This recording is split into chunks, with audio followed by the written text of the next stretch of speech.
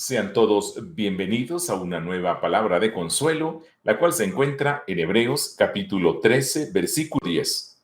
Tenemos un altar del cual no tienen derecho de comer los que sirven al tabernáculo.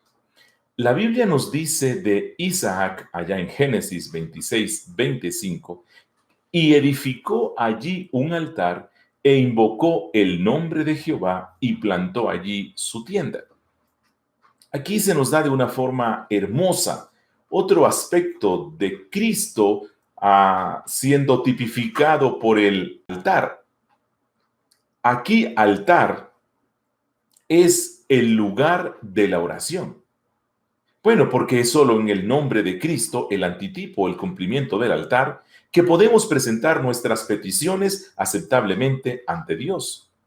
De Jacob, la Biblia nos dice, y erigió allí un altar y lo llamó el Elohe Israel.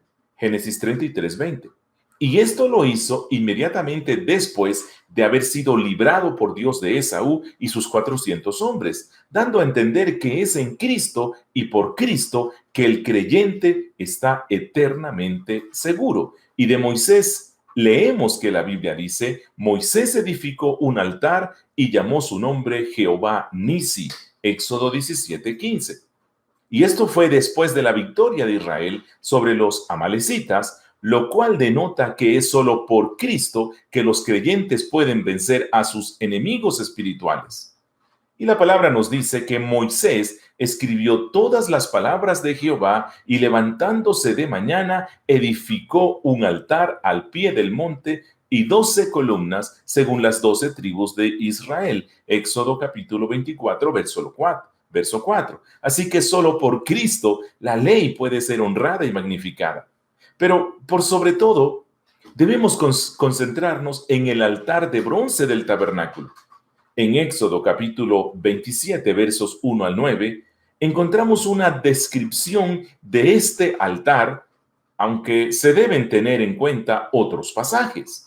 Este altar ocupa un lugar de primera importancia entre los 7 muebles que estaban en el tabernáculo, porque no solo era el más grande de todos ellos, siendo tan grande como para contener a casi todos los demás muebles, sino que estaba puesto a la entrada del tabernáculo, dice Éxodo 46, justo dentro del atrio, dice Éxodo 40:33. Por lo tanto, era el primer objeto que vería el adorador al entrar en el recinto sagrado.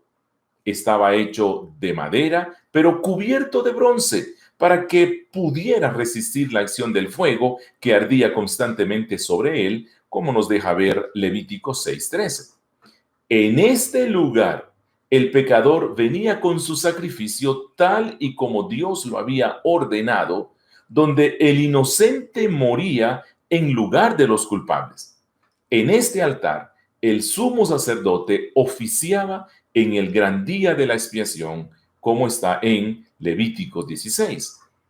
El altar de bronce entonces era la manera de acercarse a Dios, porque fue allí donde el Señor prometió reunirse con su pueblo. En Éxodo capítulo 29, versículo 43 dice, allí me reuniré con los hijos de Israel y el lugar será santificado con mi gloria. Y esto nos recuerda la declaración de nuestro Salvador cuando Él dijo, yo soy el camino y la verdad y la vida, nadie viene al Padre sino por mí, Juan 14:6. Este altar era realmente la base de todo el sistema levítico, porque en él se presentaban a Dios, le presentaban a Dios el holocausto, le presentaban la ofrenda de harina, le presentaban la ofrenda de paz y la ofrenda por el pecado. La sangre se ponía sobre los cuernos, se rociaba sobre él, alrededor de él y en su base.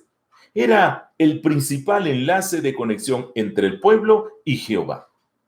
Ellos estaban tan conectados con el altar que comían ciertas partes de las ofrendas presentadas a Dios. Por eso leemos que la Biblia dice, mirad a Israel según la carne.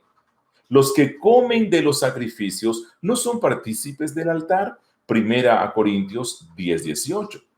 Este fue un altar para todo Israel, para nadie más. Y ellos eran muy celosos de cualquier cosa que interfiriera con este altar.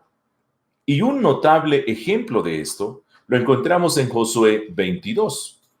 Allí leemos que las 2,5 tribus que recibieron su herencia al otro lado del Jordán erigieron un altar de grande apariencia, dice en el versículo 10. Cuando las otras tribus se enteraron de esto, se asustaron mucho y lo censuraron severamente, pues esto podría romper la unidad de la nación y ante el pueblo parecía ser un rival para el altar del tabernáculo.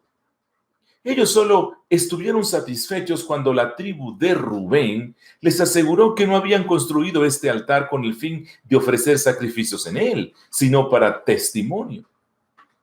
Dice en el versículo 27, nosotros pues dijimos, si aconteciere que tal digan a nosotros o a nuestras generaciones en lo porvenir, entonces responderemos, mirad, el símil del altar de Jehová, el cual hicieron nuestros padres, no para holocaustos o sacrificios, sino para que fuese testimonio entre nosotros y vosotros. Nunca tal acontezca que nos rebelemos contra Jehová o que nos apartemos hoy de seguir a Jehová, edificando altar para holocaustos, para ofrenda o para sacrificio, además del altar de Jehová nuestro Dios que está delante de su tabernáculo. Josué capítulo 22 y también aquí el verso 27, 28 y 29. Así que Jesús es exclusivo. Su gloria y su mediación no aceptan competencia con nadie más. Él es el único mediador y Él es la única gloria del pueblo elegido. Que Dios te bendiga y que tengas un buen día.